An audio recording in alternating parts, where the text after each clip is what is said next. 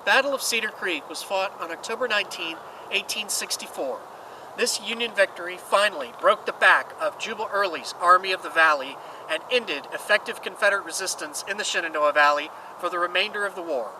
Along with General Sherman's successes in Georgia, Philip Sheridan's victory helped assure the re-election of Abraham Lincoln less than 1 month later.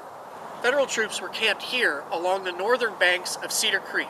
After observing their positions from the top of Signal Knob, the peak of Massanutten Mountain behind me, Early and John B. Gordon devised a strategy to move around the base of Massanutten Mountain and cross the Shenandoah River while Early crossed Cedar Creek to the northwest.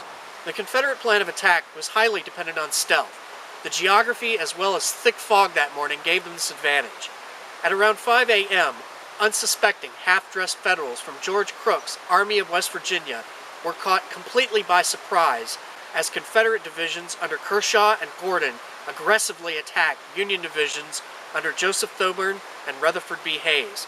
The Federals were overwhelmed, and many were captured or killed. However, some units, such as Thomas Wild's brigade, put up a fierce resistance. Captain Henry DuPont, Crook's acting artillery chief, was able to keep 9 out of his 16 guns firing. He later received the Medal of Honor for his actions. 19th Corps Commander William Emory responded by mobilizing his men for a counterattack, but in doing so, opened the door for Confederate General Gabriel Wharton to cross Cedar Creek.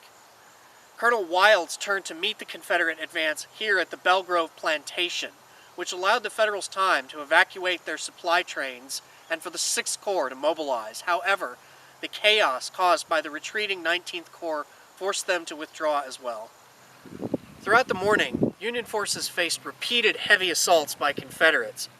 Getty's division under Union General Frank Wheaton relentlessly defended the Middletown Cemetery. They too were forced back after a very heavy artillery barrage. At about 10 a.m., after the rout of the Union forces, Confederates had captured 1,300 men and 24 cannon.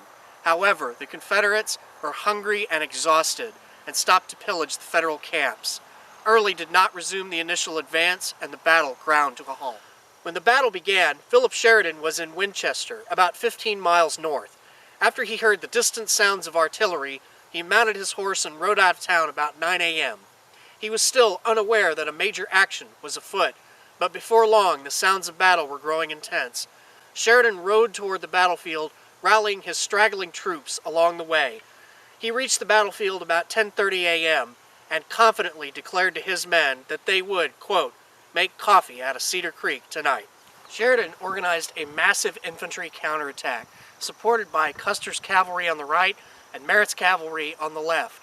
After facing heavy Confederate resistance on the Union right, the Confederate lines finally gave way. Custer's cavalry rode around the Confederate lines and attacked them from the rear. Sheridan then attacked Confederate General Stephen Ramser's division. After Ramser himself was mortally wounded, his troops also began to retreat. With this, Early's army was finally broken. What began as a Confederate success had turned into a resounding Union victory and ended Confederate control of the Shenandoah Valley.